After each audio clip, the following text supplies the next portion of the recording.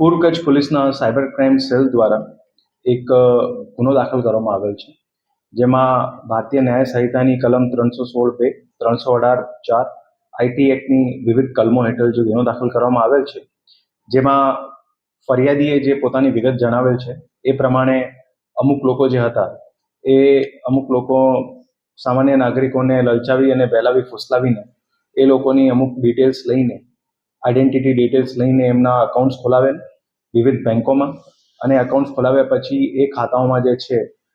Suspicious financial transaction થયેલા છે, આર્થિક વ્યવહારો થયેલા છે, અને આખી વિગત જણાવીને પૂર્વ કચ્છના સાયબર ક્રાઇમ સેલના પીઆઈ વીકે ગઢવી અને એમની ટીમ દ્વારા આ એક આખી જે રેકેટ હતી એમને ડિટેક્ટ કરવામાં આવેલી છે, જેમાં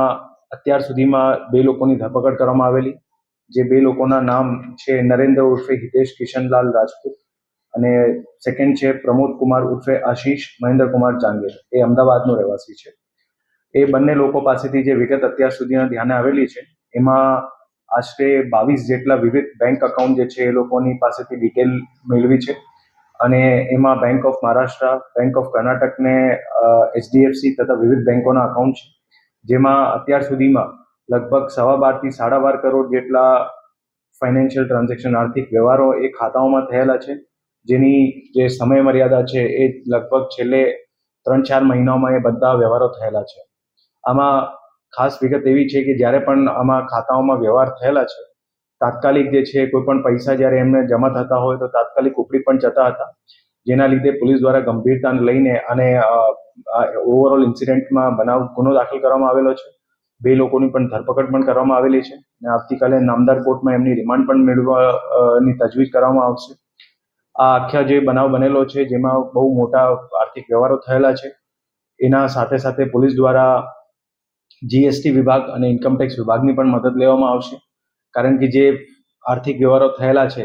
એ વ્યવહારોનું પર્પઝ અને એની સાથે સાથે એ અલ્ટિમેટ એમનું એન્ડ ક્યાં સુધી થતું હતું અને કેટલા ટાઈમથી ચાલતું હતું એ બધી વિગતો મેળવવા માટે જીએસટી અને ઇન્કમટેક્સ વિભાગની મદદ જે છે પોલીસ દ્વારા લેવામાં આવશે. આ આખા રેકેટમાં બીજા પણ જે લોકો સંડોવાયેલા છે, જેમાં 2 લોકોના બીજાના પણ જે છે નામ ખુલ્યા છે,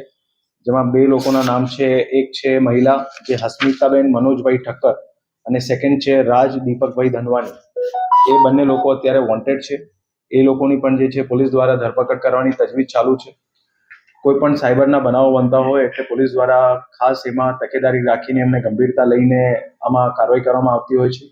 અને એ જ અનુસંધાને આ બનાવમાં પણ પોલીસ દ્વારા કાર્યવાહી કરવામાં આવેલી છે. આવી કોઈ ટોળકીના બીજા કોઈ લોકો ભોગ બનેલા હોય ને ફરિયાદ કરવા માંગતા હોય, પોલીસ દ્વારા અપીલ છે નિશ્ચિતપણે આવે અને પોતાની કોઈ ફરિયાદ હોય તો એ બેઝિઝક પોલીસને જણાવે, એટલે એમાં આગળમાં કાર્યવાહી કરવામાં આવશે. અત્યારે જે 2 લોકોની ધરપકડ કરવામાં આવેલી છે એમની ફર્ધરમાં રિમાન્ડની તજવીજ કરવામાં આવશે, અને બીજા પણ જે એમાં લોકો સંડોવાયેલા છે એની પણ પોલીસ દ્વારા અત્યારે તપાસ ચાલુ છે. એ લોકોનો ગુનાહિત ઇતિહાસ, જૂની કોઈ એવી હિસ્ટ્રી હોય, બધી તપાસો પોલીસ દ્વારા અલગ અલગ એંગલમાં અત્યારે ચાલુ છે.